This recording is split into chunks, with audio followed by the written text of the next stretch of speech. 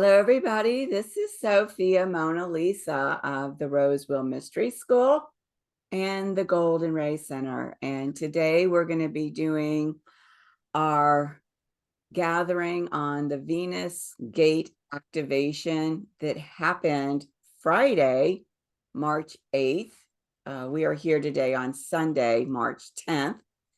This activation happened at the root chakra, and the root chakra is known as the portal of manifestation. And this gate activation also is activating the 20th strand of our DNA. So we will move forward here and take a look at the journey that we've been going through. You know, this first phase of the Venus synodic cycle, this descent phase, is known as the morning star phase.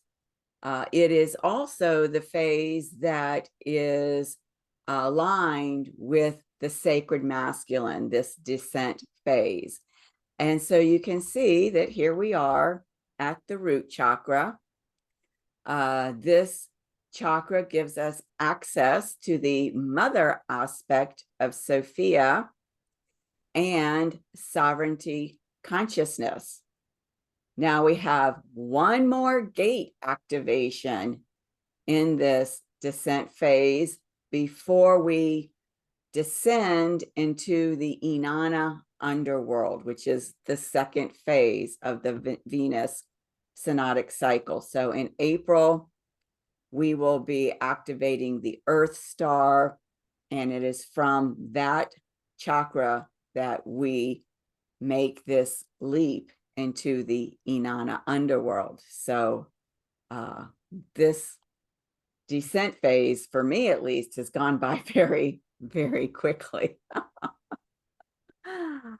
Okay, so the gate activation is at 26 degrees of Aquarius. And of course, we always know when we're having the gate activation because Venus and Moon are together in the sky, signaling that gate activation. Now, a couple of things happened on this day, March 8th, in addition to the gate activation. If you were able to watch my monthly creative energies for March, you may recall that on this same day, Mercury and Neptune had an exact conjunction in Pisces, and that's going to become significant as we look at the chart, because the other thing that happened on March 8th, which is a big deal, is that was the night of Maha Shivaratri.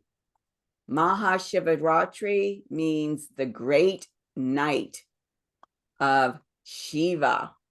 And for those of you that were with us through the light code activations of each of the Venus temples, you may recall that this holy family, Shiva, Parvati, Ganesha, Nandi the bull, are the Venus temple guardians for the Venus temple that's over on the island of Kauai in Hawaii. So Maha Shivaratri is the day when the Shiva Tattva touches the earth. Now, Tattva is a Sanskrit word and it means principle. So the Shiva principle touches the earth. The consciousness, the aura, or the ethereal world, which is always about 10 inches above the material ground, touches the earth element on the day of Maha Shivaratri. It is the wedding of the material with the spiritual. And if you've been following our work, you will have heard us talk about the sacred union between Christ and Sophia. You will have heard us talk about that where the spiritual and the material come together, there is where we find Sophia Christ, which goes back to the scripture where two or more are gathered in my name, I am there amongst them, speaking about this sacred union, this hieros gamos between the material and the spiritual. Now, Shiva is Lord Shiva, but he's also a representative of the Hindu Trinity, Brahma, Vishnu, Shiva, which is the destroyer element. And so in the Hindu tradition, Shiva is considered the soul of everything. And so they consider that there is absolutely no difference between our own soul and Shiva. And they call this our true nature, our Shiva nature. So that's what they're referring to up here with the Shiva Tattva, the Shiva principle. Shiva is peace, infinity, beauty, and the non-dual one. We speak of the non-dual one as the unity consciousness, the unified source field. Now, this word Ratri, which is on the end of Shiva as a Sanskrit word, means to take refuge. It also means night, which is why Maha, meaning great, and Ratri, meaning night, gets translated to the great night of Shiva. But because Ratri also means to take refuge, during Maha Shivaratri, what happens is that people will go into meditation or will do chanting for 24 hours. They will stay up all night long. And as they're doing the meditation, as they're doing the chanting, they are doing that from the perspective of taking refuge in Shiva and celebrating the Shiva principle within themselves. Of course, we know that in terms of our Christ heart and that divine flame, that golden sun that is our divine self in our Christ heart. So the great night of Shiva is an ode to the marriage of Shiva and Parvati in divine union. This is just as I said, like the divine union, the sacred union of Sophia and Christ. And it is a great time to reflect on the divine dance of Shiva and Shakti. So Parvati as a goddess is an embodiment of that Shakti energy, that Kundalini life force energy.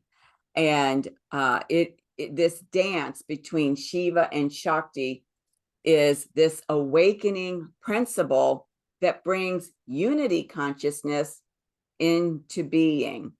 This is very much like the breath. The in-breath is considered Shiva. The exhale is considered Shakti. And in fact, in the Hindu tradition, the in-breath and the out-breath actually have a Sanskrit word, which is so with the in-breath, hum with the out-breath. And so hum with the breath actually means I am. So Maha Shivaratri is an opportunity to be introspective and renew your connection with the divine within you and to evolve spiritually. And this whole idea of taking refuge within the Shiva principle within yourself is to awaken that divinity that is within you. And so with that, I will say Om Namah Shivaya. How phenomenally auspicious it is that this Maha Shivaratri happened on the day of this gate activation.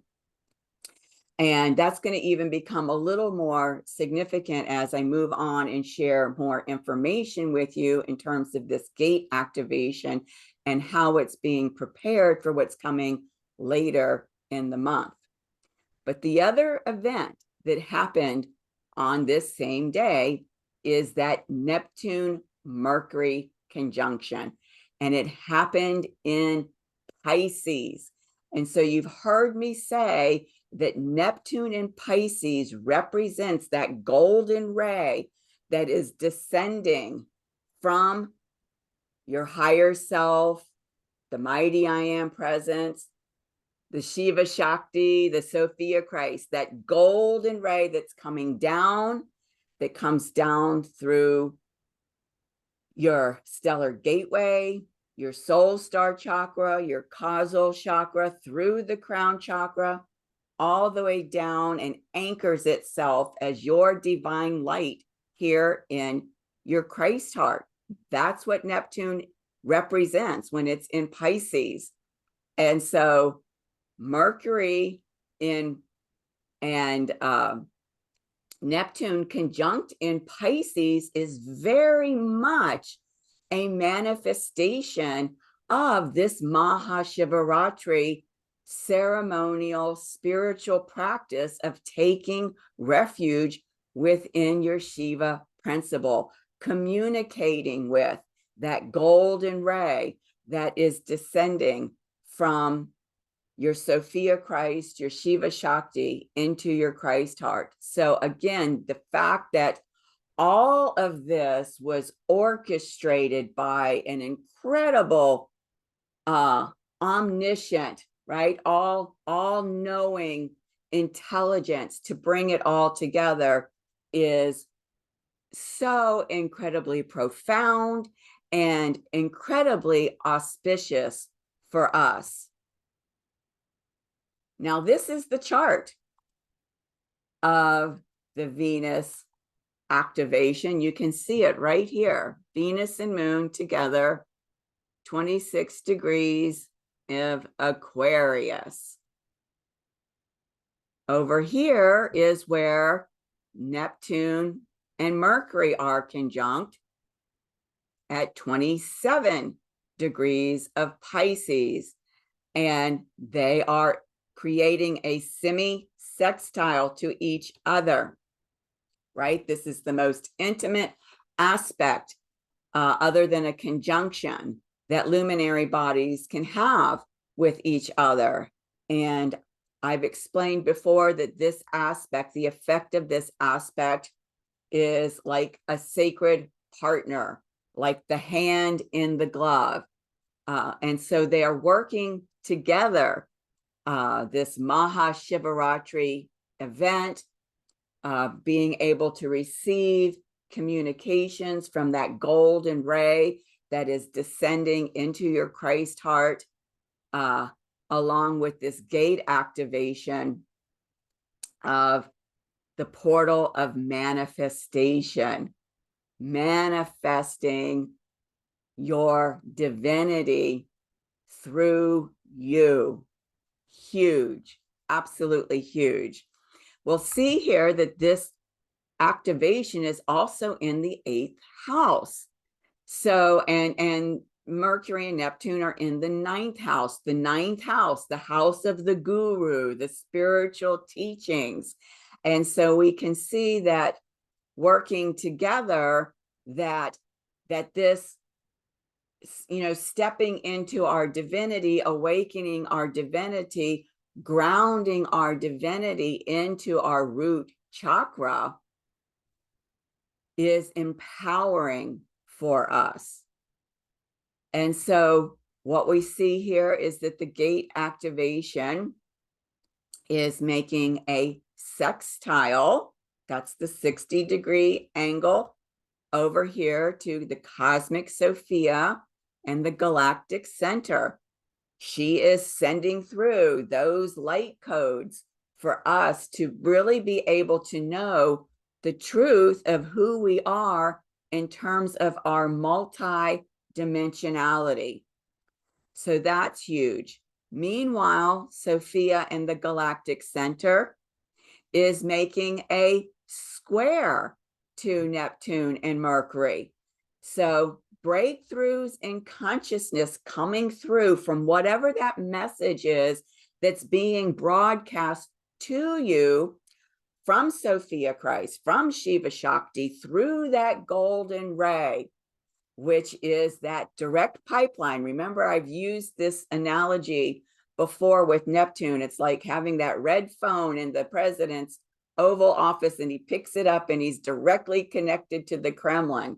Well, this golden ray is your direct connection to your divine self. So whatever message is coming through for you is going to be a huge breakthrough in consciousness for you around, because look at how this is a closed circuit between Mercury, Neptune, the gate activation, and Isis and the galactic center. It's a completely closed circuit. So this is a huge breakthrough in consciousness for you related to this root chakra. And of course, what's fabulous here is the gate activation is making a square, a breakthrough in consciousness to Epona in Taurus. We've talked about her and this particular horse medicine being about how we can stay grounded in our bodies, where we can go from survival into thriving because we're staying grounded in our bodies. We're not dissociating. We're not disconnecting from whatever it is out there that might be triggering us.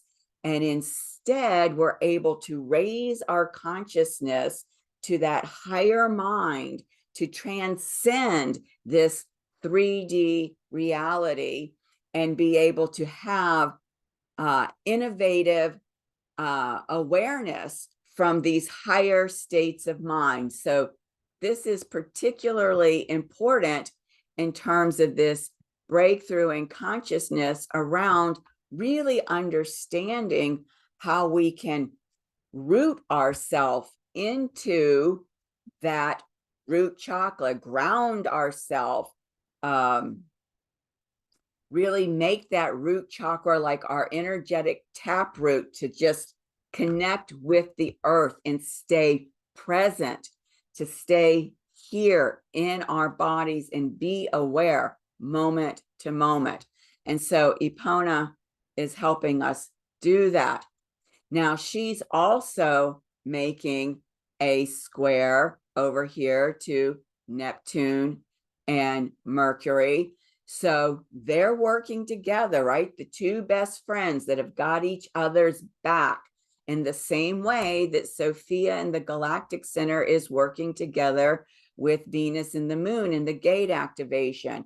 So we've got a lot of support coming in to help us really learn a new way of being with our root chakra and a new way of being empowered through our root chakra.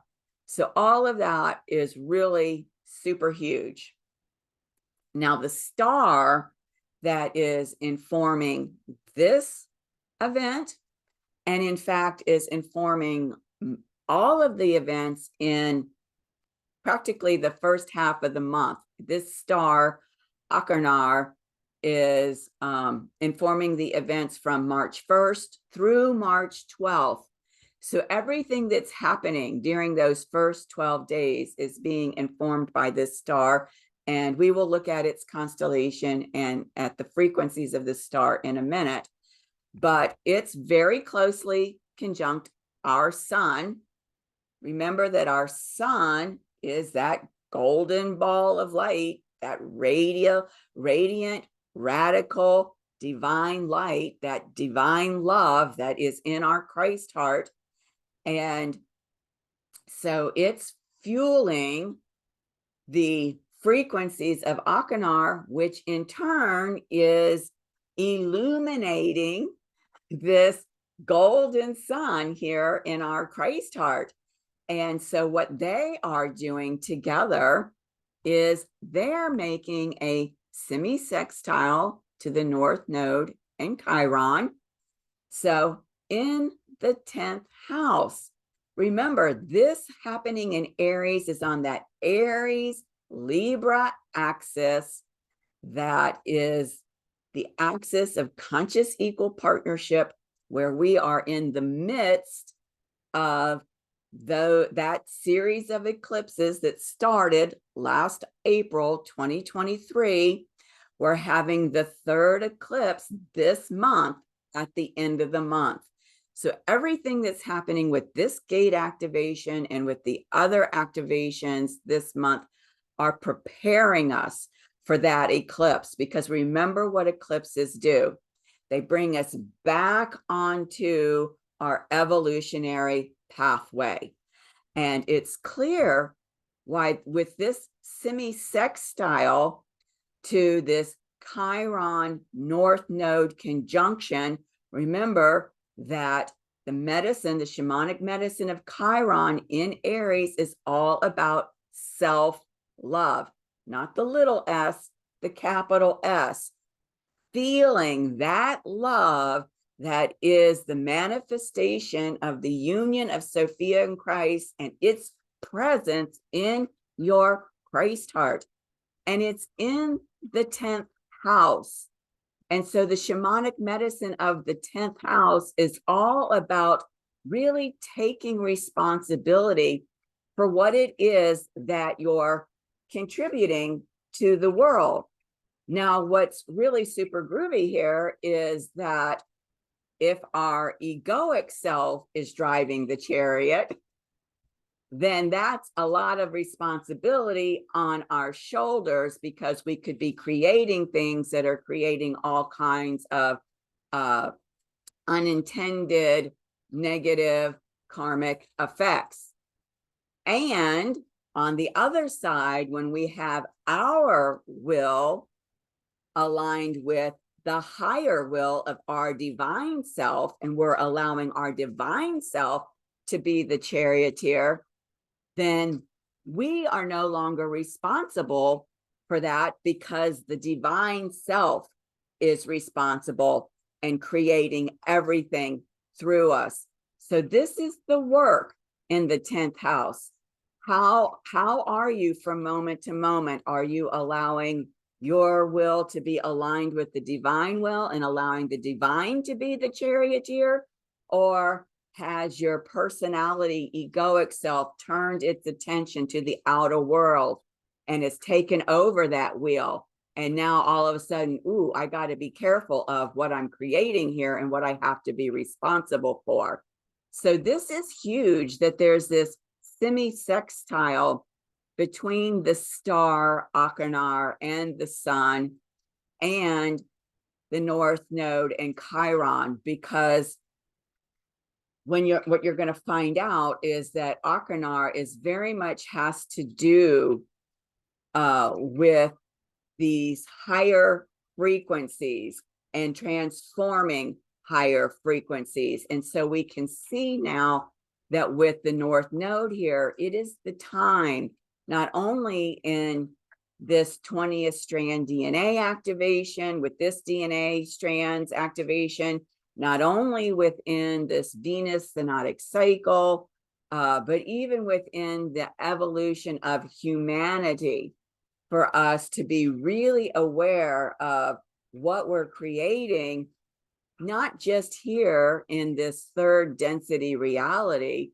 but how it has this multi-dimensional effect. And so we could be creating things in parallel timelines, parallel lifetimes, other higher spheres, other higher densities that we are now going to have to be responsible for if we are not focused on keeping our will aligned with the divine will. So that's huge. And what supports all of that is we've got Osiris, the cosmic Christ, here in Capricorn. Remember, Capricorn is about mastery. And so the Christ consciousness is wanting humanity to become masters as the Christ race that we were intended to be. And so it is making a sextile to the sun and Achernar, and it's also making a square, a breakthrough in consciousness to the North Node in Chiron. Again, a closed circuit here. And this time, the closed circuit is being kind of divinely orchestrated by the cosmic Christ, whereas down here with Isis, the galactic center, Neptune and Mercury, Venus and the moon, that closed circuit was being divinely orchestrated by the cosmic Sophia. So they're both engaged here, both the cosmic Sophia, and the cosmic Christ in two different ways, but very, very close to each other in terms of helping to facilitate this, really, I would call it spiritual maturation process. And I say that because notice that the cosmic Christ and the cosmic Sophia with the galactic center are all in the sixth house. Remember what the sixth house is. It's ruled by Virgo, but it's your day-to-day life, every thought you think, every word you speak, every breath you take, everything you do, everything. And is it in alignment with your highest divine plan? Is it being guided by your divine self, or is it being guided by your lower self, that personality, egoic self? So this whole gate activation is putting a new spin on the root chakra, because traditionally people relate to the lower three chakras, root, sacral, and the solar plexus, with the lower self. What we're doing is we're bringing that golden ray that's coming down and anchoring it into our Christ heart. And with this Sun Achernar conjunction and its aspects to the cosmic Christ and the North Node and Chiron, we are bringing that golden ray from the Christ heart down through these lower chakras, solar plexus, sacral chakra, root chakra, to make all of these portals a part of our multi-dimensional divine self. So let me just pause here, because that was a lot to take in. Oops, hold on. There we go. All right. Any feedback around anything I shared? Because it's really super powerful.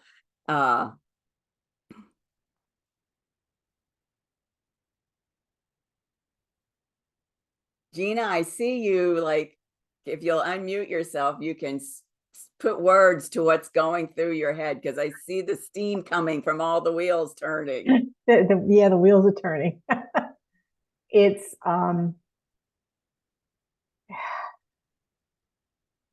definitely, for me anyway, a breakthrough in consciousness about a lot of different things, and learning and recognizing that I just really need to let go of a lot of stuff that I have no control over anyway. But me and my little personality, I want to control, because that's part of who I am. But it's just taking that breath and just slowing down and just breathing through, because that's what I'm finding I'm having to do lately. like I said earlier, my sister was here last night and last couple of nights, and she wants to watch all the stuff that's going on. She wants, and I don't mind watching some of it. I have to keep up. I want to keep up with things, but got to a point I told her, I said, can we find something else? It's just too heavy right now. And we found something banal, to look at, so that it didn't require any real thought process. And so I'm finding that I'm speaking more to, also for me, speaking up more about what negatively impacts me, which is not something I've done. I've always pretty much acquiesced to what the other person wants. And I'm getting to the point of, no, I don't want to do that. I mean, I can do a little bit of it, but I don't want it to be overwhelming anymore. I said, it's just too much. I can't deal with it. Let's find something that doesn't require that. I think we watched Funny Girl. I said, put that on. That's ancient, and so we did. That was going on in the background while I fixed dinner. It was just, I didn't want to hear any more YouTube stuff with all the other garbage that's going on. So that's truly a breakthrough for me. To me, that's what it feels like for me, is that I'm learning to speak up and say no to things, because that's generally not what I do. Well, Maureen's over there shaking her head. and what I'm hearing from you, Gina, is that what you're really becoming aware of, and what you're really navigating in a discerning way, is what frequencies and energies are uplifting you, and which frequencies and energies are, let's say, draining you, pulling you down. Yes, very much so. Very much so. And this is spectacular. This is a huge breakthrough in consciousness, because this is the difference between this outer reality and the inner reality. And the more that you're taking the breath, doing the breath practice, connecting with your inner divinity in that inner realm, the less you're going to want to be impacted by the outer realm. Yeah, well, that's part of the what is it? I don't know how many people are reading it, but the I am discourses. Every day I read at least one. I read one every day. I shouldn't say at least. I read one of those a day. And I finally got the book on the unveiled mysteries. I've already read the Magic Presence. That one I'm finished with. I finished the Sophia Code. I finished the Magdalene manuscript. I've only had that book for 6 years, at least. And but I've got that. And so it is about, I can't control the outer. And that's what I'm learning through the Saint Germain series of books. I would like to be able to find there are 24 books. I'd like to find all of them, but I can't find all of them. I found the first 3. I can't find number 4, and I can't find number 5. It's nowhere to be found. I've even looked at thrift books. That's where I got a little hardcover of number 1. And that came in the mail the other day. So, and I've been reading through that, and I'm found that you had given us that, and they have it. So it's like, I marked the time. Oh, this stopped at 1 hour and 15 seconds. So I can go to the next chapter and fast forward through, because it's just they're lengthy, because they didn't do that like they did the Magic Presence, because the Magic Presence was chapter by chapter. But the Unveiled Mysteries is not. It's part 1, part 2, but they got you can kind of figure it out, a little bit more.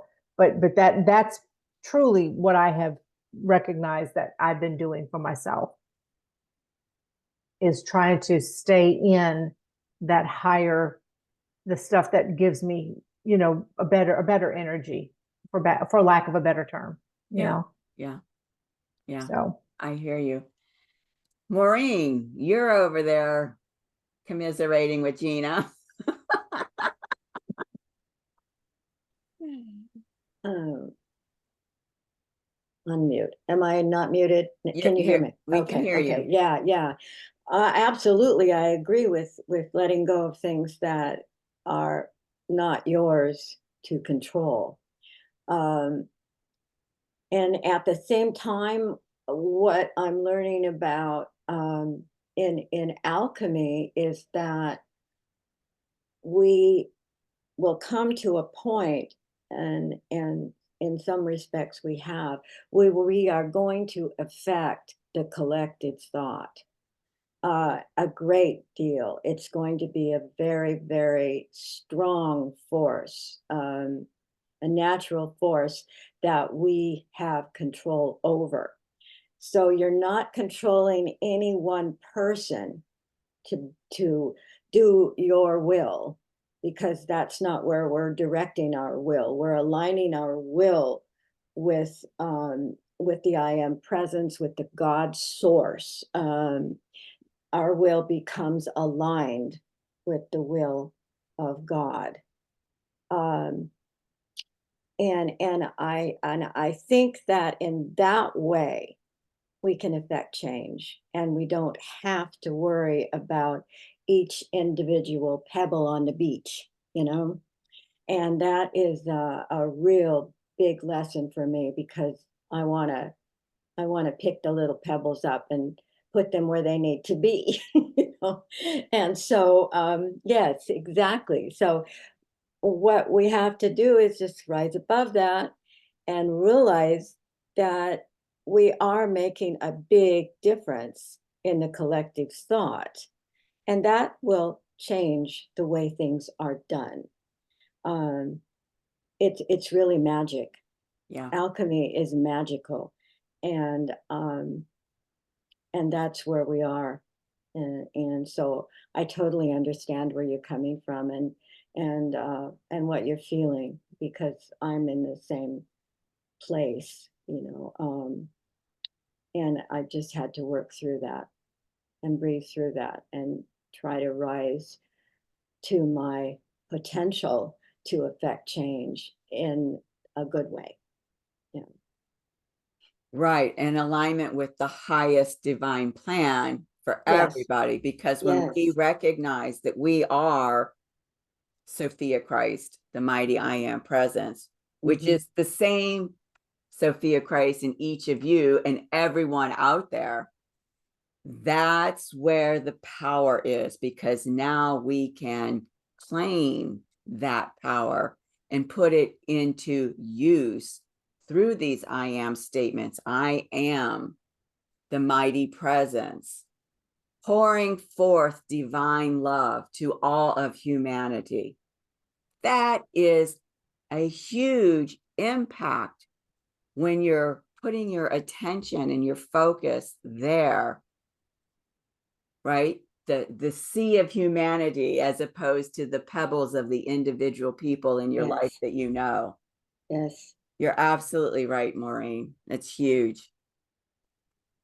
It's a whole new way of looking at things, and it's very helpful, because you can get so mired in worry and concern and fear, that you're stuck, you know. It's the devil's snare.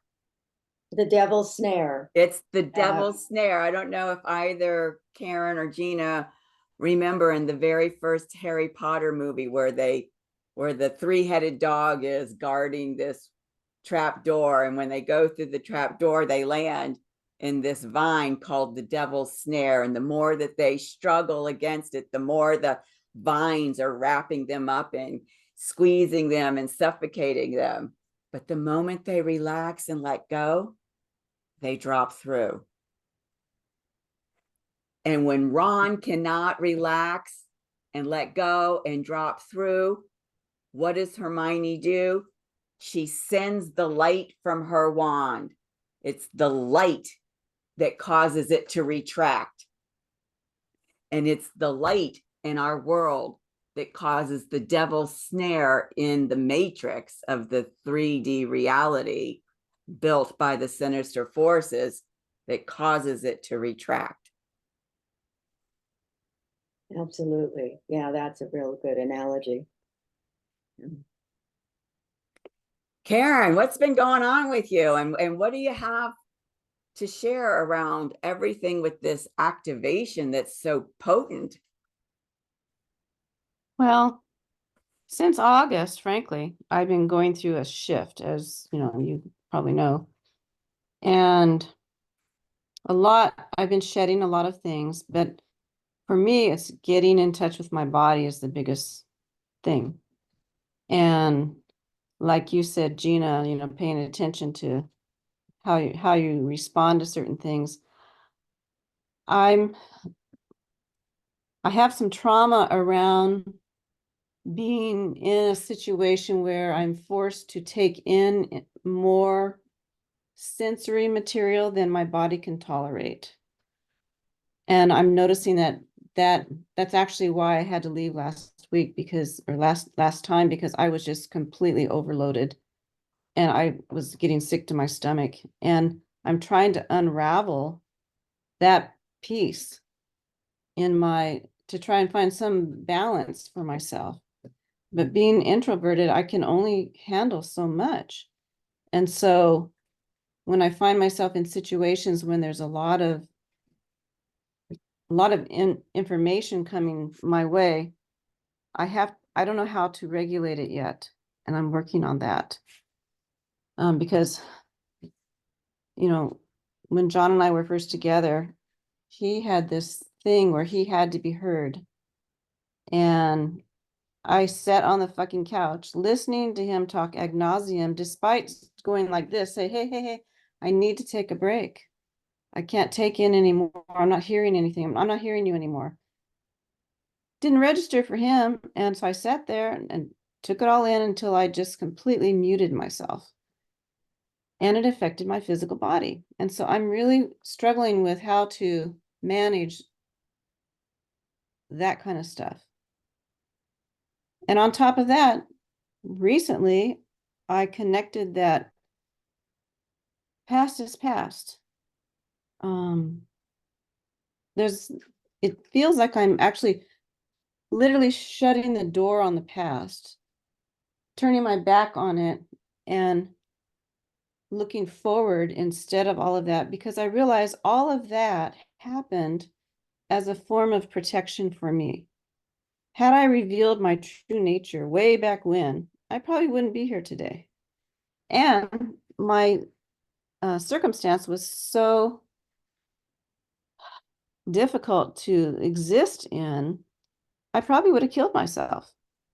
And so I coped by learning to take care of other people's needs, just focus on everybody else all the time, and completely divorced myself from myself and what was going on inside of me, you know, how I feel, what I want, none of that was important. So I'm learning all of that all over again because it's safer for me to do that now. So that's kind of where I'm at in a nutshell. So.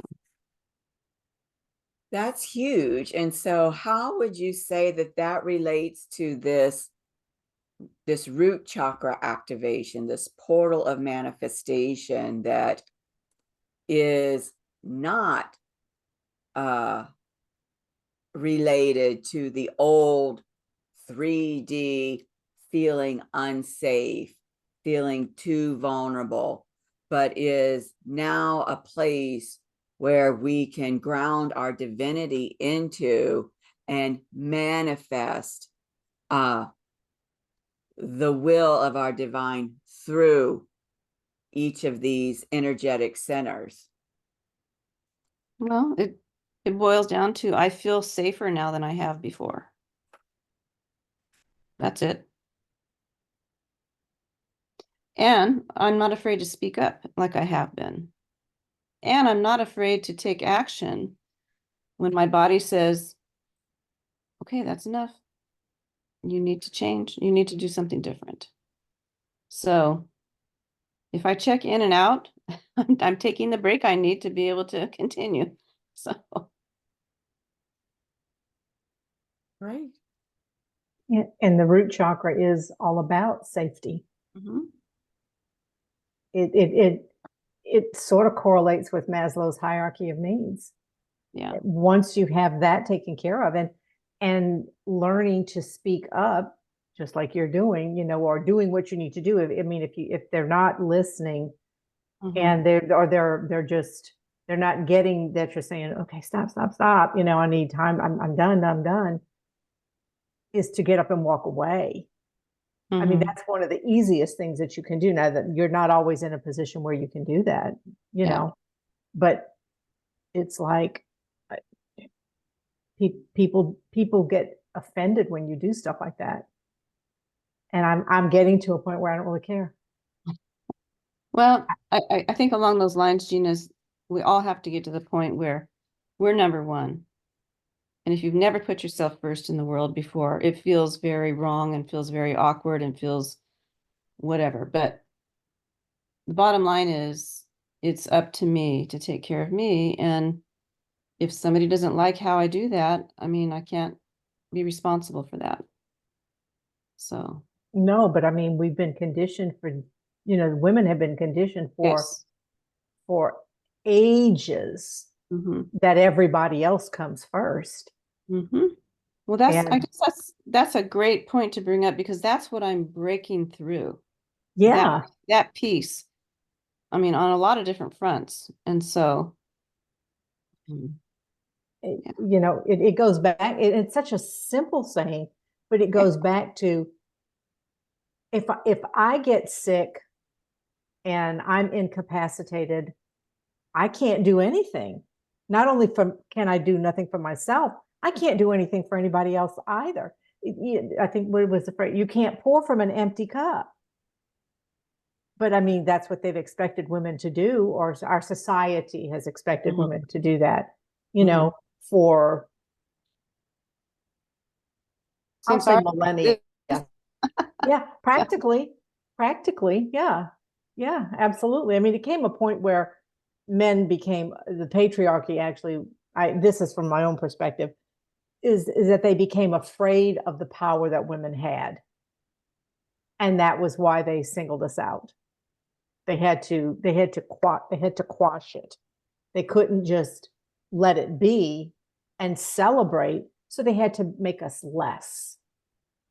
And that's what's happening. Everybody on their own time is starting to make that breakthrough. Well, and for me, from my perspective, and especially from this activation that's happening at this portal, what I'm seeing related to the root chakra in a way that I never saw before is, when you go back to the root chakra is where you feel either very safe or you feel extremely vulnerable. And what I can see is that is an indication of which will is at play. Because the only will that can be conditioned by the patriarchy, by our family lineage, by the dark forces, is the little will. And so you're always going to feel unsafe when it's taken over the wheel. But when the divine will has got its hands on the wheel, then you feel completely safe. You're completely taken care of. Everything is provided for. There's nothing to fear. It's kind of like Baba used to use this analogy. He would say, you're in New York City. You get in a taxi. You trust that the taxi driver is going to get you where you need to go. You're not acting like a backseat driver, right? And that's what this root chakra is about.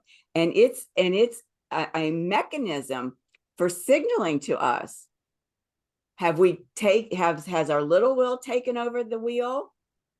Is it doing the backseat driving, or are we sitting back, relaxing, and allowing our divine self to guide the charioteer? And the difference is how safe you feel and how unsafe you feel. If the little wheel has got control, you're going to feel unsafe, even in the most subtle ways. But if the divine self has got control, then you can relax and feel safe, feel protected, feel nurtured, feel taken care of, sustained, provided for. And this is a whole new way of looking at this root chakra, which this 20th strand DNA activation and this gate activation is bringing to the forefront.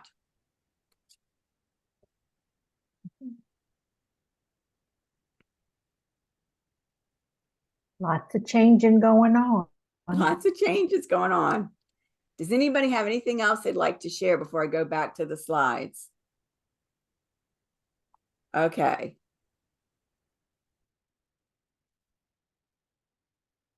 So we know about the Epona horse wisdom. Let's look at this constellation. Remember, this constellation and the star are informing all of these astrological, events from March 1st to March 12th. This constellation is called the River of Night, and the name of the river is Eridanus. And this is kind of an ancient depiction, and you can see that it does look like a river. So from the perspective of the ancients, life and time were flowing from an unknown source. And so it was being imagined as a great river that was welling up from beyond. That's how they landed on this imagery, this analogy of this river in relationship to life and time. Now, this river flows down from the stars around Orion's feet. That should say feet. I will fix that. Towards the southern pole, and was thought by the Greeks to come from paradise, the timeless islands of the blessed. The heavenly river is also known as Oceanus, the ancients' ocean stream, which encircled the whole universe. Oceanus was the essence of all things. He was the father, not only of 3,000 rivers and of 3,000 sea nymphs, but of the sea and of all the waters which gushed forth from the earth as springs. Now, ambrosia, the heavenly food on which these water spirits fed, is known in India as Amrita, the elixir of eternal life. Now, Sai Baba used to manifest Amrita. He also used to manifest a sacred ash known as Vibhuti. And I was blessed to be able to have some of both that he manifested. And so I love that this River of Night constellation is associated with this elixir of eternal life. And with respect to this idea of eternal life, it was known that when Baba would manifest Amrita or Vibhuti for somebody, for a devotee, it was a signal to that devotee that they would achieve what is known as moksha in this lifetime, moksha being a Sanskrit word for liberation. That's the same thing that we've been talking about in terms of the ascension process. When you are liberated from this humanly existence, this wheel of Maya having to incarnate time and time again, and you ascend into your transcendent light body where you are now one with the source of all things. That's what moksha is. We call it ascension over here. And it's this elixir of eternal life that allows you to become these eternal beings that we know the ascended masters to be, who are able to show up here at any time at their will in a manifested body, and who live eternally in the higher spheres. So I love that this constellation is associated with that.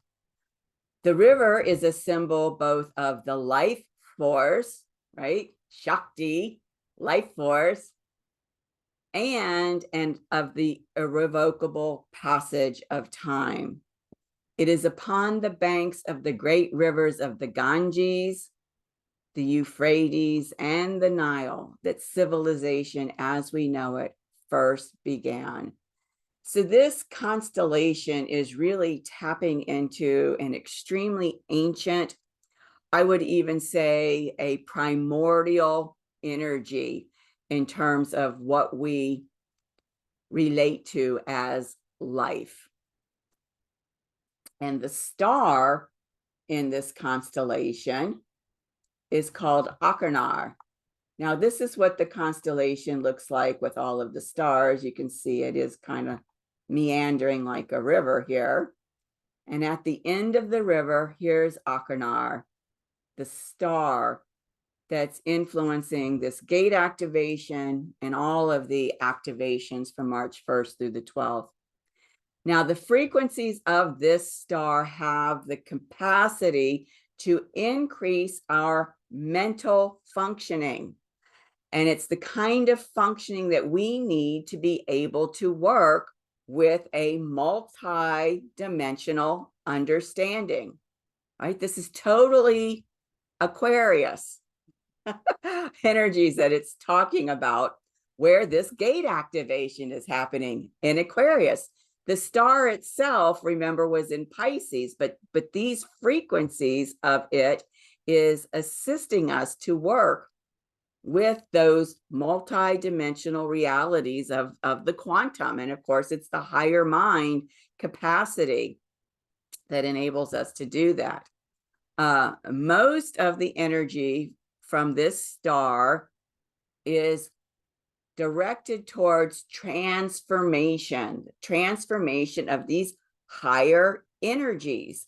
And the way that it does that is it takes the energies and it transforms it into light, and then into thought, and then into conscious awareness. This is very much how Sophia Christ and the ascended masters communicate with us. The light is turned into a thought which we are able to resonate with because of the oneness, the unity consciousness, so that it feels like it's our own thought. But what happens is the more that you're tapped in, you begin to recognize, oh, that thought came from a higher sphere. And that conscious awareness of the thought being a thought that is guiding and inspiring you and is not coming from your egoic self is very much a part of what this star's frequencies assists us in discerning. Now, I want to take you back to the beginning of the year, because some really big things have been happening with these gate activations that likely may have been happening before. I just personally wasn't tapped into the realization of it before January. So at January, we had the activation of the solar plexus chakra, the gate of personal power, and that was conjunct Yeshua. And we realized that our little will was being aligned with the divine will. And what was happening at the gate of personal power was clearing the way for what was going to transpire later in the month with this Sun-Pluto conjunction on the 20th, where they traveled together from 29 Capricorn to 0 Capricorn, where we got introduced in a very big way to the realm of the ascended masters and working with them as students of the light to help guide us in these teachings. And of course, that makes perfect sense that, you know, the gate was conjunct Yeshua, who works with Saint Germain as ascended master. Saint Germain stepped forward because we're in this descent journey and it's a masculine journey. So it makes sense that these embodiments of the divine masculine were stepping forward to assist us. Then last month in February, we had the activation of the sacral chakra, the gate of creation, this holy womb. And we realized, wow, this gate, this portal is being prepared, being cleared out to receive what was going to happen on the 22nd with the sacred union between Venus and Mars, and that archetype of divine creation where the divine child was installed through the holy womb. And so a similar thing is happening this month in March. Here we are at this root chakra, and we can see now how it's taking on a whole different, what is the word I want to use? I'm going to go with the word role, a whole different role, a higher frequency role than the role that it's been relegated to as a part of the quote unquote lower self. And so what's happening is the root chakra is also going through a similar process that happened with these lower chakras from January and February. It's being cleared out. It's being prepared for these events that are going to be happening. There's going to be a Sun-Neptune conjunction on the 17th. I've been talking about Neptune in Pisces as being related to this golden ray that descends from your higher self into your Christ heart. The sun being that radiant sun of your divine light in your Christ heart. And so when they come together, what's happening is that we're going to be receiving more and more of this golden light, which is representative of Neptune. And that's going to make this golden sun larger and larger, more and more radiant, more and more illuminating our bodies through this Christ heart. Then 2 days later, we have the spring equinox. The spring equinox is all about rebirth, renewal.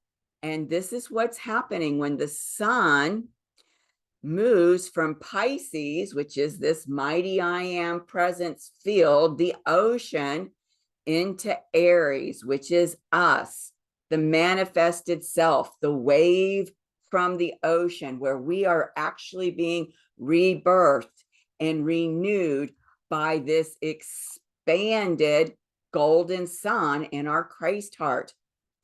And then 2 days later, on the 21st, we've got two events happening. We've got Sun sextiling Pluto from Aries to Aquarius, and we've got Venus and Saturnia coming together. This Venus and Saturnia conjunction in Pisces is really related to what's being prepared with this root chakra, this portal of manifestation. And I'm going to get into that in a minute. But first, I want to remind you, we've got that eclipse coming up at the end of the month. All of these events are happening before that eclipse, stretching us, preparing us, evolving us to a higher vibrational set point before the eclipse. This is something huge to keep in mind. Now, there are some I am statements that you can use related to these events to consciously engage the events. And so with the Sun Neptune event, you can use the statement, I am the commanding presence, right? This is the commanding presence, and I maintain my consciousness here. We maintain our consciousness in our Christ heart. So that's a very potent statement that you can use to connect with that Sun Neptune event. I do have one for the spring equinox, which I'm going to share on the next slide. For the Sun sextiling Pluto, this is very powerful. I am the law of forgiveness and the consuming flame. The consuming flame is this violet flame that enwraps our physical body, that's been made manifest by the commanding presence, that's within this pillar of white light from the divine. So I am the law of forgiveness and this consuming flame of all inharmonious action. This inharmonious action is the creation of the little self. It is the shadow side of Aries. And consuming flame of human consciousness. Human consciousness, Aquarius, the collective consciousness of humanity. So what we're doing with this I am statement from Aries to Aquarius is we are creating a huge alchemical process, engaging the frequencies of Pluto, engaging the violet consuming flame to purify all that has been creative, that is not of the highest divine plan for humanity and for us as individuals. And it's really dissolving karma. That's what it's doing. Now, let's look at the spring equinox. Again, remember, Yeshua and Saint Germain work together very closely in the higher spheres. And we know that Aquarius, where this gate activation is happening, is the realm of the ascended masters. It's the realm of those higher spheres. So you can use the statement, I am the presence, preparing the way and bringing visible contact with the beloved ascended masters.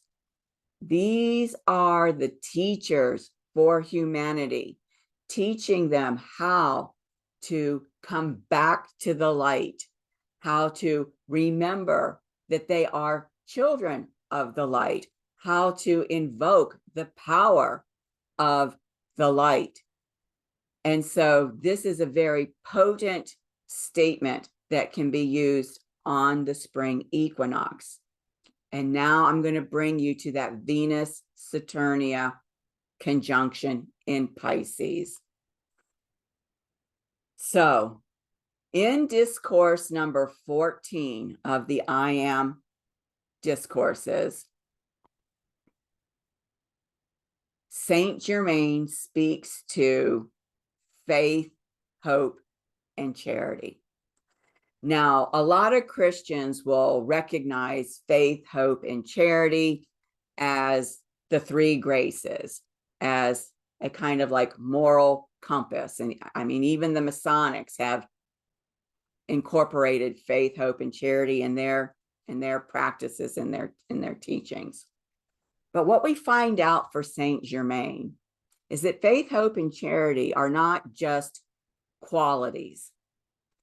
There are actual cosmic masters that are known by these names of faith, hope, and charity. They are beings of great light and advancement. And what Saint Germain is telling us is that these great ones, faith, hope, and charity, at this time in humanity's presence on the planet, they have come out of the cosmic silence. The cosmic silence is that oneness unity where the source of all things are.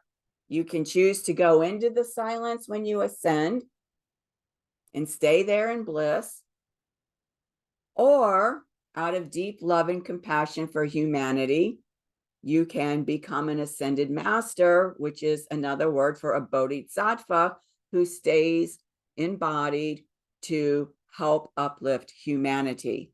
So faith, hope, and charity have come out of the cosmic silence now because humanity needs faith, hope, and charity in terms of the qualities within us, in our minds and our hearts. Now, what Saint Germain tells us about each one of them is regarding faith. He says, think of faith as the conquering, emanating power. With hope, think of hope as the open doorway through the veil, acting in the pure presence. And with charity, think of charity as the determination to think no evil, speak no evil, see no evil, hear no evil, feel no evil. So this portal of manifestation, this root chakra, is being prepared for these great ones, these cosmic masters, to come into us through our portal of manifestation to bring into our minds and our hearts these qualities. And this is the I am statement that you can use for the Venus Saturnia conjunction. Remember, Saturnia as the goddess of Capricorn is about mastery. Faith, hope, and charity as cosmic masters, as beings of great light, are identified with the sacred feminine, Venus. So I am the master presence of faith, hope, and charity. And then he tells us something more about the cosmic being charity. He tells us the majestic being charity has a natural consuming force for dissolving and annihilating hate, criticism, and condemnation, and uses the cosmic rays as a balancing force in the ethers from which human beings are drawing their very breath of sustenance. So in spite of themselves, they are breathing in the fire of these rays. So these tremendous, majestic beings are bringing these qualities into us through this portal of manifestation that is being prepared now for this Venus Saturnia event later in the month, which will take place on March 21st.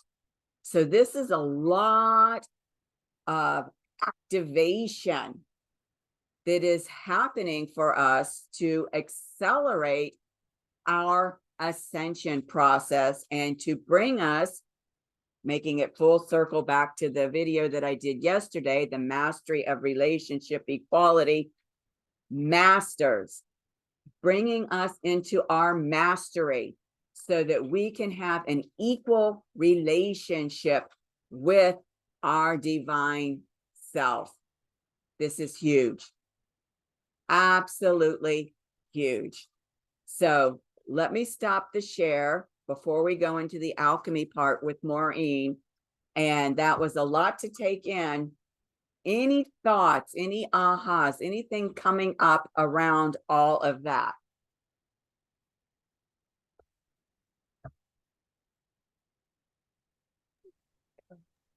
Not for me.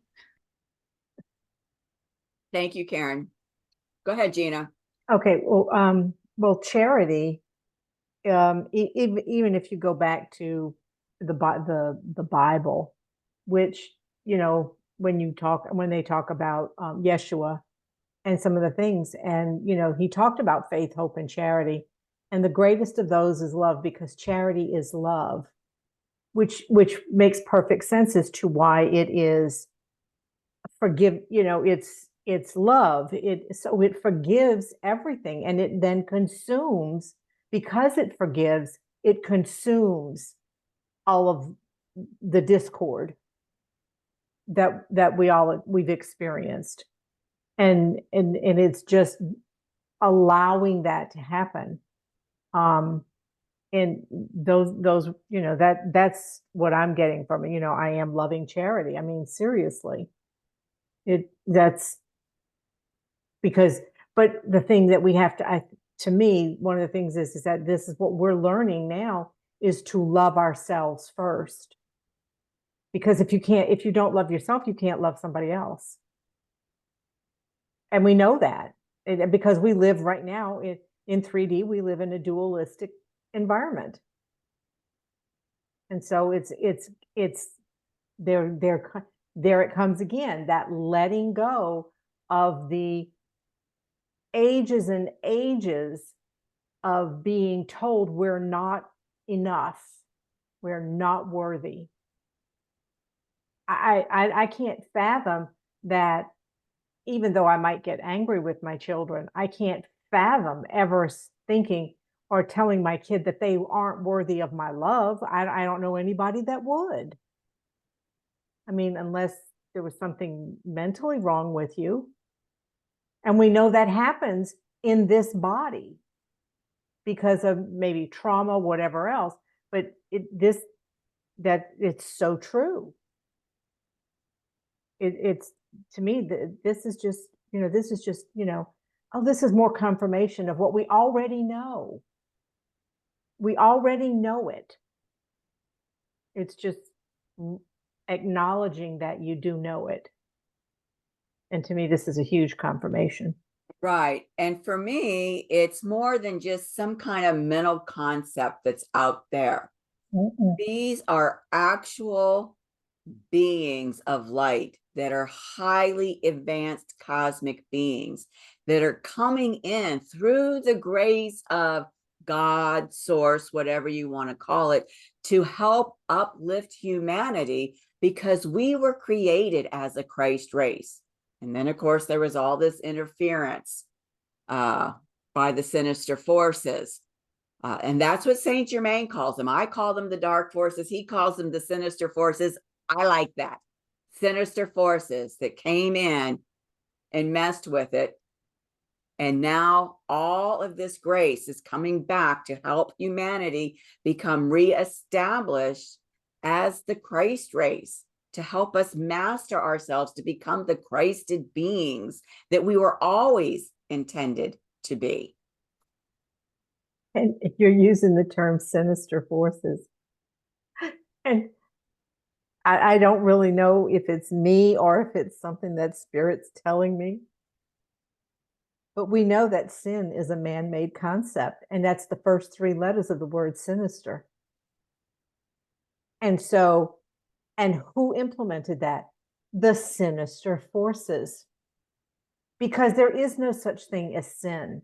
There is making deciding, decisions, acting in alignment with who you are. And then there is deciding, choosing with things that don't. And there's your block. To me, that's my little visual. Aligned and unaligned. But so who else would come up with sin as a thing other than what? The sinister forces to do what? To control. And disempower. Yes. Well, yeah, because the whole purpose of the control and manipulation is to disempower, because we are more powerful than we can even fathom. Absolutely. And it's like, and on an intellectual level, I think many of us know that. But now it's coming, for me at least, it's truly a realization. It's not just in my brain anymore. It's something that I feel inside of me. And, you know, I'm like, this, yep. I got no more to say.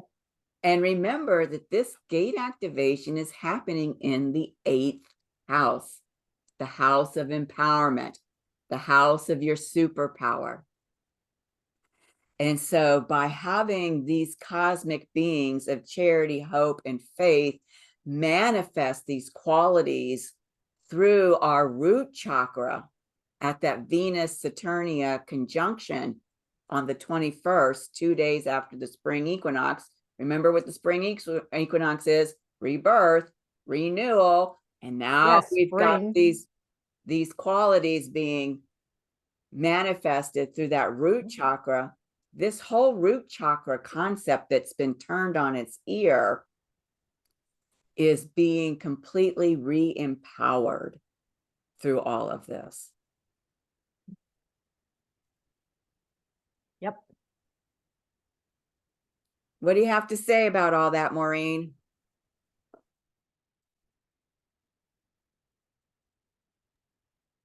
Yes, I agree. I have nothing to add other than I just continue to be amazed at how alchemy aligns with this journey in such an amazingly close way. It wasn't planned, you know, it wasn't planned. We had no idea that that was how it would manifest, but that is exactly what has happened. So this journey has been a bit of a miracle for me. And I'm truly grateful that it is all aligned for us, and we can perceive that. Yeah. We have the skills to do that. Yeah. Yeah. And in great part to your wisdom and knowledge that you're sharing with us around alchemy. Oh, thank you. Thank you. All right. This study, I have enjoyed this more than almost anything I've done. I just absolutely love it. And I can see why Carl Jung spent 30 years of his life devoted to alchemy and learning how to use it in his psychology and his practice counseling. Yeah. It's you know, I can understand you can devote a lifetime to this and not even scratch the surface Yeah. of the power that it represents in the world. Right. Right. Something's trying to come through around all of that. And I'm getting this sense that alchemy as a practice is like, has been given to us from source, from the divine, in a way that a master carpenter has his tools to build a house. That alchemy for us in terms of a practice are the tools to help us master ourselves. That's what's coming through. Oh, yes. Yes, very much so. I agree. And as Saint Germain says, there's no such thing as miracles. Those are just everyday occurrences. It's just as easy as I haven't, you know, it's yes. Well, yeah, and I mean, why? Why is it to us appears as a miracle? Because we've been what? We've been controlled. We've been put down. And so again, and it goes back to that, we are powerful beyond our wildest dreams. And that's not what they say, but I mean, we have no idea how truly how we really are as Christed beings. Yeah, I agree. Well, and may I remind you, last year, I can't remember the exact months, but I think it was about this same time last year, over 2 or 3 months, where we had all of those kites showing up in the sky. And I Yeah. was explaining to you that the spiritual gifts and the kites are gifts that will look miraculous to others, but really they're not miraculous. They're a natural byproduct of us mastering ourselves, coming more into alignment with our divine self. So you see, it's all Yeah. coming around. Mhm. Again, another whole full circle moment. And the word that I'm finding to replace miracle in alchemy is magical. And that's the word that comes up more than, I mean, miracle is not in alchemy. I've not seen that word used, but I mean, I use it because to me, I'm still seeing these as miracles, but in alchemy, it's magical. Yeah. And that's why Godfrey Ray King's book is called The Magic Presence. Yes, exactly. And so I'm trying to shift my human view of what's happening from miraculous to magical, and it does bring a new awareness with that. Yeah. Yes, absolutely. Okay, well, let's go back to the slides and get ready for the alchemical piece that Maureen is going to do for us. And I just lost my little, oh, there you are. Okay. And here we are. We've made it to the We seventh have. step, coagulation. Now remember, you'll see it on the slide. Oh, let me get to the slide. Here we are with coagulation. Coagulation is here at the crown chakra. So this root chakra is now in the first step of alchemy, calcination.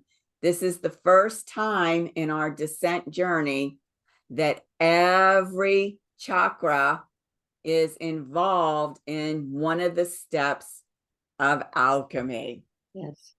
This is incredible. Yes. So take it away, Maureen. Okay, I got to move this gallery here so I can read. Okay. All right, seventh step, coagulation. This is the solidifying of the stone, and it is symbolized by the phoenix rising.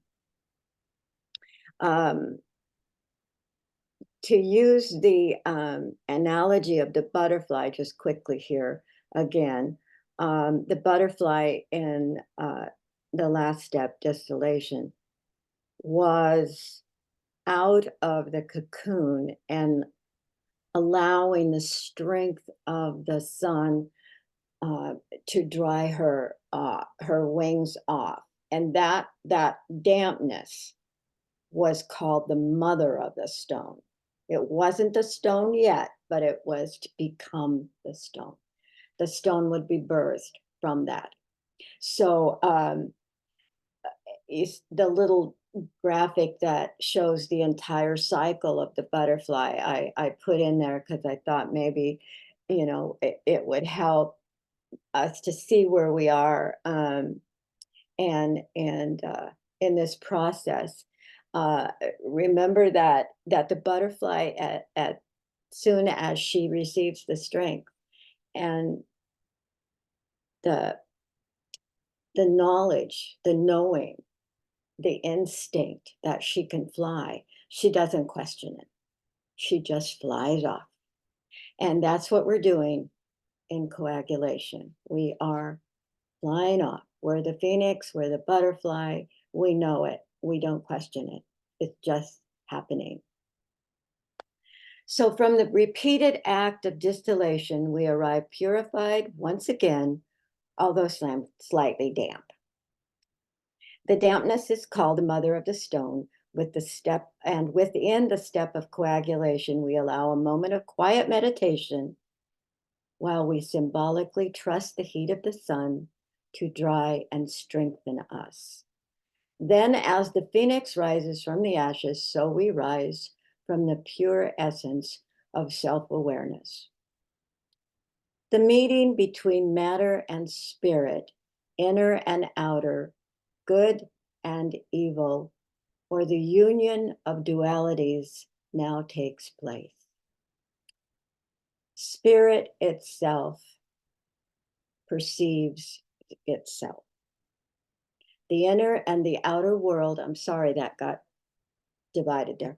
The inner and the outer world are seen as reflection of each other, bringing the transformed self to the world. We are now in a position to influence the collective. We are fully engaged at all 7 steps. The crown chakra has reached coagulation, while the other chakras are experiencing the other steps simultaneously. We have progressed in a linear way, but also in a quantum reality where all is happening at once. We can easily get walled in by thinking in only linear thinking.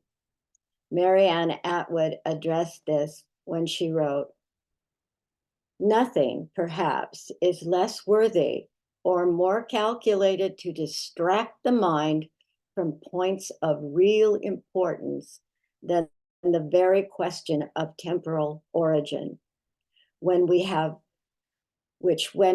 taken all pains to satisfy and remember, leaves us no wiser in reality than we were before." Okay, that I just love when she talked that, because I was trying so hard to find a timetable for the Emerald Tablet. And it talks about Alexander and Miriam, Moses' sister, and Moses, and you know, the Maria Prophetessa, and I couldn't get them in alignment with time. And so I was confused. Well, she wasn't here then. You know, I'm thinking of Miriam. Miriam was long gone by the time Maria Prophetessa studied. And it just is a waste of time. And I was so grateful to read where Mary Atwood did, in fact, caution us about doing that.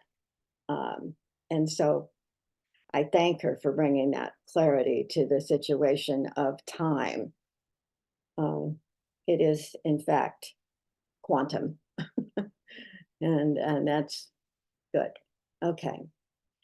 So in this final step, we perceive the unification of polarities, spirit and matter, body and soul, masculine and feminine. Think of gold melted into liquid, then allowed to cool and become solid. This is perceived as the holy moment of spiritual freedom. We are ecstatic with the embodied I am presence, the universal life force. We are reborn from the consciousness of ego into the Sophia Christ consciousness. In the drawing of the Azos, the 7 rays point, the 7th ray points to the realm of the Queen. You can see it's numbered number 7, and it points right to the Queen. Yes. The 7th circle, right below the 7, is the child raising from the grave, representing the rebirth or resurrection of the soul. We bring only the purest essence with us in this rebirth. This is a state of permanence and always available state of consciousness with only the highest aspirations and evolution of mind, a new level of strength of the personality that can survive any challenge and meet it with equilibrium. You may become aware of a second body now. This is called the golden light body. Some call it this astral body because it can travel through time and space. But in our physical bodies, there's an elixir that is released into the blood that rejuvenates our cells into perfect health. This elixir is produced with the integration of golden light and the pineal gland and the matter from the pituitary gland. This nourishes our cells, and our second body, which emerges through our crown chakra, is perceived by us. We understand it. We know it's there, and that it can, in fact, travel through time and space to anywhere that it needs to go for learning. The word for this food, this nourishment, is viaticum, or heavenly food. And what it means is provisions for the journey. But the church incorporated this into the last rites. But it's simply a preparation for a journey. And that's what is happening in our bodies. And this is the elixir that is created. We are working together now, our physical selves and our spiritual selves and our souls. We're all united. It's all united now. There is no separation. And getting our mind around that is not easy, but because we've been taught so different to think of our souls as the spiritual and our bodies subject to the physical aches, pains, and hurts and trauma. But this is not the case anymore. We know what all this is. It's united in Christ, Sophia consciousness. There is no separation. I hope that's clear. I think it is. Is there any questions about that? That all coming together, and the food, the elixir that can be created within our bodies to help the soul journey? Yeah, none? Okay. There are several things on this slide that pop out at me, Mm-hmm. which completely correlates with what we've been talking about today. Yeah. First of all, you say, in this final step, we perceive the unification of polarities, spirit and matter. This is exactly what I was describing around Maha Shivaratri, which took place on the day of this gate activation. Yes. And then you talk about down here, where is it? The rebirth or resurrection of the soul. We're going to be having the spring equinox on the 19th. That's what this is related to. That's what the spring equinox is related to. It's related to this rebirth, this renewal, the sun coming out of Pisces, of source, into Aries, which is now the individuated self, the resurrection of our soul, this rebirth, the renewal of spring equinox. And now you're talking about this elixir. This is the same elixir of eternal life that is related to the constellation, the river of night, the Amrita, that they call it in India. I mean, it's fascinating to me how individually on our own, we've created these presentations and how they just so incredibly perfectly dovetail. It's fascinating to me. It is absolutely amazing. And I'm so glad that we've been guided, to do this. And that, I mean, it's just amazing because we don't talk about this. No. Sophia, Mona Lisa, and I, we don't talk about what we're going to be teaching. And sometimes we don't know it until we get here. And we go, whoa, wow, this is, incredible. So when she starts giving her presentation, I'm just sitting here going, because it's so close to what I have been receiving also. So yeah. Well, let me share another piece with you that we haven't talked about. Mhm. This statement here, this elixir is produced with the integration of golden light. Well, we know Mhm. that golden light is the golden ray descending Mhm. from Sophia Christ, and the pineal gland and matter from the pituitary gland, which of course is right next to the pineal gland. Right. This is the piece. Saint Germain tells us that the pineal gland is our access point. I'm going to see if I can find it real quickly while I'm referencing it here. Is our access point to the great central sun. The Wow. great central sun, which is Yeah. the heart chakra of Mhm. Sophia Christ. Mhm. And that is here at the pineal gland. Yeah. And it just really helps me to see how all three aspects of ourselves, our body, our mind, and our soul, are all at one with Sophia Christ consciousness now, and the masters and everything. I mean, Yes. it's just, this is how we can affect the collective now. Yes. We've got this, um, and every human on the planet has this going on. They just don't recognize it, but Right. they all have the ability to do this. Um, You know what it and reminds me of? yeah. It reminds me of like a television, right? Let's say I've got my Roku. There's all these channels, right? All Mm-hmm. these apps with Mm-hmm. all this streaming of all this programming. Well, if I'm only focused on Prime and a specific movie on Prime, then I'm not aware of all these other programs that are streaming simultaneously through the ethers to be Right. picked up and tuned into. Right. And this is Right. what's happening, is that humanity, for the most part, is focused on all these other channels, but Mhm. not on the main channel, the channel of their divine self. Yes, and we have been distracted from that for a Yes. very long time with issues um, that concern our well-being, our Yes. physical well-being.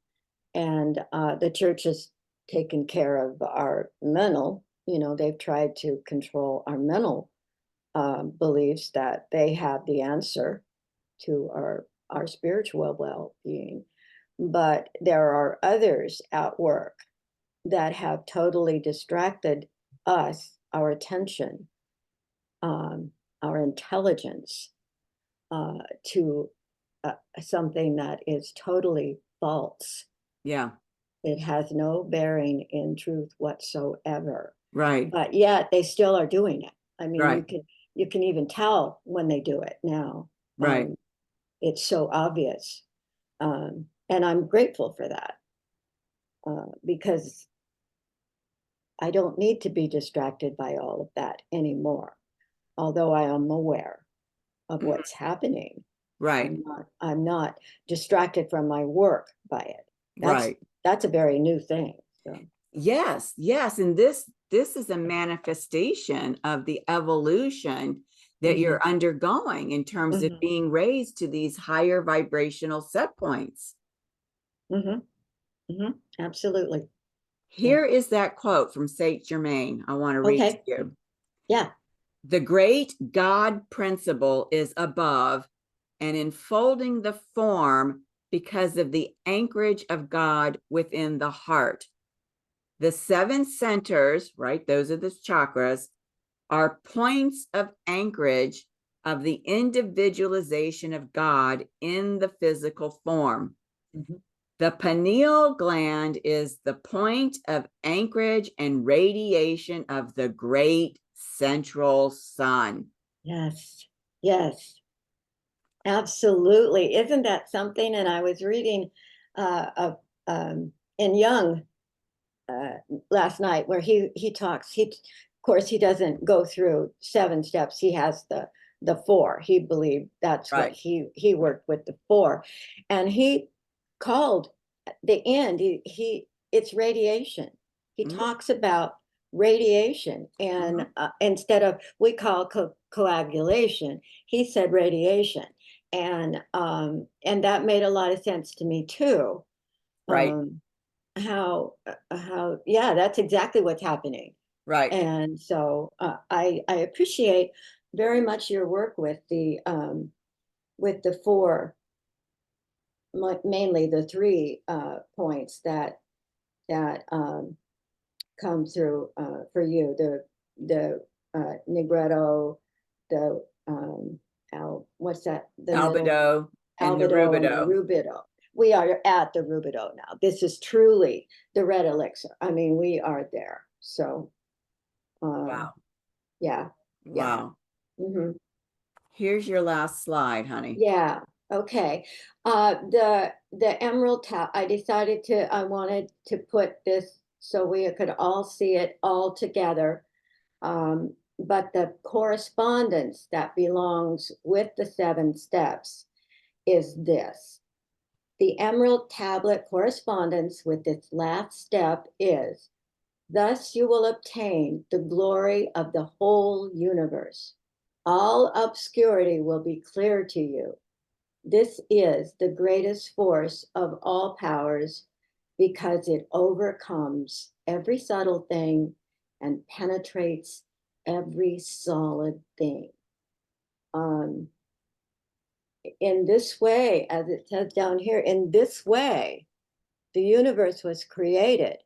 From this comes many wondrous applications because this is the pattern. Therefore am I called thrice great Hermes, having all 3 parts of the wisdom of the whole universe. Herein have I completely explained the operation of the sun. It amazes me that a single document, as simple as this, could explain creation. And that's what it was meant to be. I have a lot of little typos here. I've got to go back and correct. But at any rate, this tablet, these teachings, everything is in it that we need, everything. And if we read it now at the end, we're going to see a whole different aspect of it than we did when we first read it.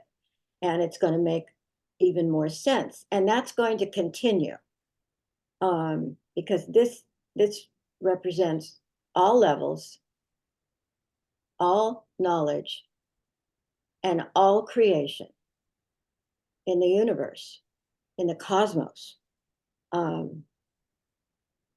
So the fact that we're going to grow with this is just, I don't have words how precious this is for us, how important, and I'm grateful.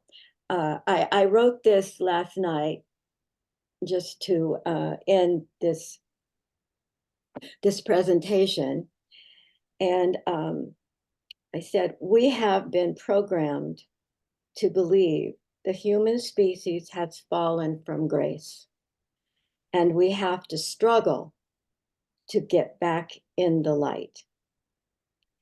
Instead of programming life away from us, we now become fully aware of our own I am presence, an expression of the light in the eternal now.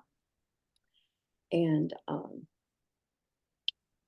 so I am grateful that we've arrived here. I thank you all for following along with this and working with alchemy and adding to this body of work. It's truly a beautiful thing, and I thank you from the bottom of my heart. Yeah. Now what'll happen is at the Earth Star chakra, it'll start the calcination process. The root chakra this month that is in calcination will go to dissolution. and all of the other chakras will continue. So the 2 chakras that will have been complete for all 7 steps will have been the crown chakra, which is complete now or through this month.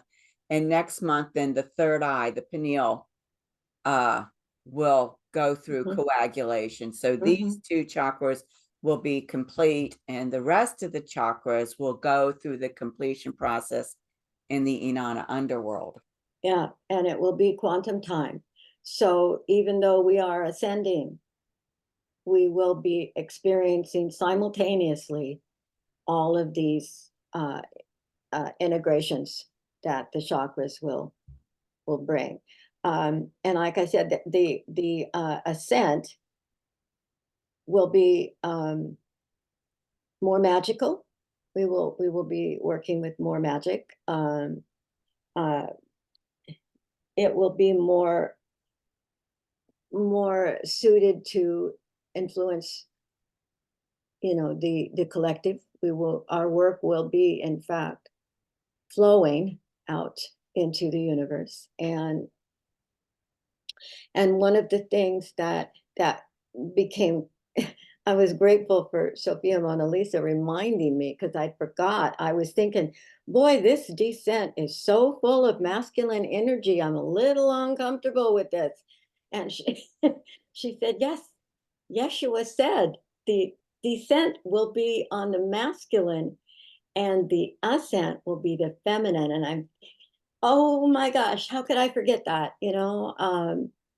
Because it was so different to me to be learning from these masters, that are masculine energy. And so it was really clear to me that I had been experiencing like I was supposed to, but I was thinking, through my human brain that this is way too masculine. What's happening to all the feminine? Well, it's there, of course, but it's the emphasis was separate, and that's the first time that's ever happened. So I was grateful to be reminded of that. I love what you said about the alchemical process through the Inanna underworld happening in quantum time simultaneously. If you will recall, back in the Capricorn goddess journey, during the Inanna underworld at the resurrection point, when we brought online the 3rd strand of DNA, Isis told us afterward, well, you didn't just bring on the 3rd strand, you brought on all 12 strands. And I was thinking, okay, right. We're done. No reason to meet anymore. We did it all. We done. And she came back and she's like, excuse me. You still need to meet because it still has to happen in linear time. It all happened in non-linear time, and now you need to take it through the linear time. Take it step by step. It all goes together. Yep. So it's fascinating that you say that about it all happening in the quantum space simultaneous in the Inanna underworld, because that's what we experienced in the last Inanna underworld with those DNA strand activations. Exactly. It's what a journey, huh? Yeah. Yeah. What a journey. Gina, anything about this alchemy piece from Maureen that you want to speak to or have any questions about? I don't really have any questions, but I was kind of typing a response because she was talking about, the underworld and how masculine it felt and how uncomfortable it felt. And you're talking about the ascended masters, but remember, the ascended masters are equally balanced between male and female. And that's where we're going. We're not there yet, but that's part of our underworld journey is to balance that. And they have the ability to present in any way. They can manipulate energy in any way, shape, or form. Yeah. And the fact that the ascended masters sometimes appear to be masculine, is because that is the part of us they are talking to.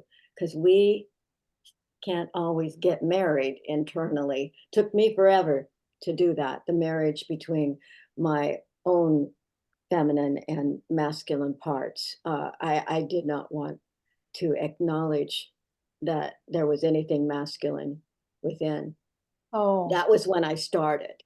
You know, yeah, I I did, get no, what you're saying. yeah, I'm not wanting. It's Capricorn, and I thought, I don't care to know this masculine energy. Yeah, see, But and for me, and yeah, for you, it's the masculine that's your issue, and for me, it's the feminine that's my is that issue. right? Yeah, I'm absolutely the opposite because I yeah. am so heavily masculine in my actions. I'm Mm. that person who's just going to do, I'm just going to take charge. That's just what I do. I'm the actor. I do. I'm not overly nurturing. I'm getting better. I'm a Yes. whole lot different than I was, several years ago, but I'm I'm learning to nurture my own self first before I can nurture anyone else. That's So very true. You have to do, like that old analogy of the uh, plane. If the plane is having a problem and the oxygen masks drop down, your first instinct as a mother is going to be to put that on your child. But they say, no, no, no, put it on yourself first. And so we've had to relearn that, that whole concept of nurturing ourselves. yeah, very much so. Yeah. So Karen sent through a message that said, thanks for sharing, Maureen. Thank you, And Karen. Yes. Karen, just want to give you an opportunity if there's anything else you would like to share or have any questions on regarding Maureen's piece. No comment. Okay. All right. So let's go then over to the Mercury synodic cycle and its alchemical process. So last month we had the very first event, which was that superior conjunction in Pisces. And this month, on the 24th, we're going to be having the evening elongation, known as the departure, also known as separation. And in alchemy, it's called the negretto.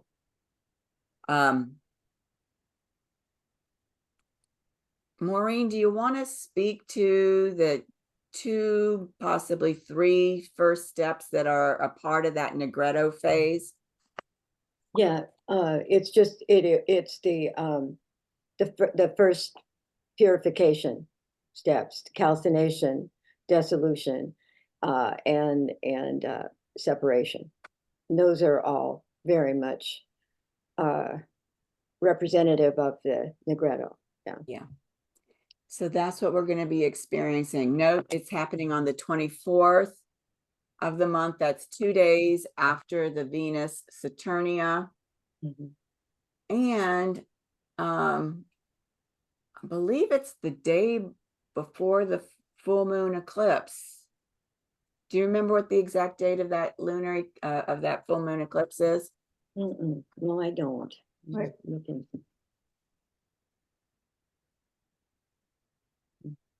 Looking and see if I can find it. No. Yeah, I don't have it in the top of my head either. I'll look at the break. No. No, I'm sorry, I don't have it on.